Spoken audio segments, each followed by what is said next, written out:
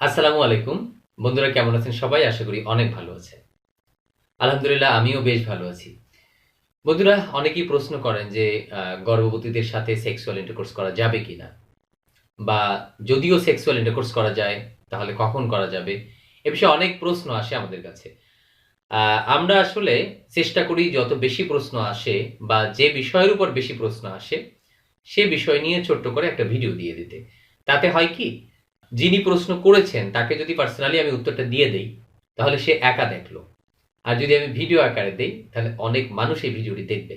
কারণ অনেকেরই হয়তোবা এই কৌতূহলটা আছে যে অনেক হাসব্যান্ড আছে যে ওয়াইফের সাথে সেক্সুয়াল ইন্টারকোর্স করতে চাচ্ছেন। তিনি জানেন না তার স্ত্রীর গর্ভবতী অবস্থায় সে সেক্সুয়াল ইন্টারকোর্স করতে পারবেন কি পারবেন না।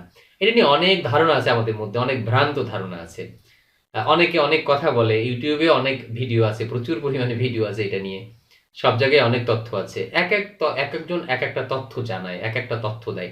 এর ফলে হয় কি ভিউয়ার্সরা বিভ্রান্তির মধ্যে পড়ে যায় যে আসলে আমি কোনটা গ্রহণ করব, কোনটা গ্রহণ করব না।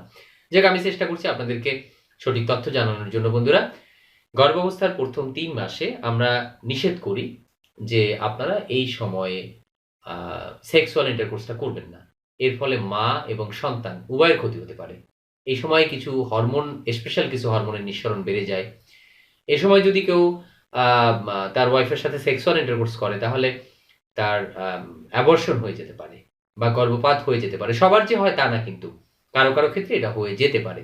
এজন্য আমরা নিষেধ করি যে ১ম ৩ মাস একদম না। এরপরে আসি হচ্ছে শেষের ৩ মাস। শেষের ৩ মাসেও আমরা নিষেধ করি যে শেষের ৩ মাসে সেক্সুয়াল ইন্টারকোর্স করা যাবে না। শেষের যে ৩ মাসটা ওটা হচ্ছে মানে একদম আ মানে তখন পেট বড় থাকে, তখন প্রেশার দেয়া যায় না। অনেকগুলো সমস্যা থাকে। যখন যে রিস্ক আমরা নিতে নিষেধ করি। অনেকের তখনও অ্যাবর্শন হয়ে যেতে পারে বা গর্ভপাত হয়ে যেতে পারে। তো এই গর্ভপাত হওয়া ছাড়াও কিন্তু আরো কিছু, কিছু সমস্যা তৈরি হয়। ইনফেকশন হয়ে যেতে পারে, ব্লিডিং হয়ে যেতে পারে। ব্লিডিংটা নরমালি হয় হচ্ছে একদম শেষের মাসগুলোতে যদি ব্লিডিং হয় একদম ভয়ের বিষয়। তখন হসপিটালে নিয়ে সিজার করে অনেক ঝামেলা আছে। তখন বিভিন্ন জটিলতা দেখা দেয় যে স্বাভাবিক প্রসব হওয়ার জায়গায় তখন ঝামেলা হয়ে যায়। আর ১ম মাসে তো ওই ঝামেলা হওয়ার চেয়ে মানে হ্যাঁ, ব্লিডিং হয়, ব্লিডিং শুরু হয়ে দেখা যায় যে আম গর্ভপাত হয়ে গেছে। এটা হয়ে যায়। সাথে পেটে ব্যথা হতে পারে কারো, কারো ক্ষেত্রে। পেটে ব্যথা হয়ে যায়। কারো আছে যে বাচ্চার বেশ বড় ধরনের ক্ষতি হয়ে যেতে পারে। তো বন্ধুরা আমরা কি জানলাম যে না গর্ভ অবস্থায় ২ টা টাইম আছে। ১ম ৩ মাস এবং শেষ ৩ মাস।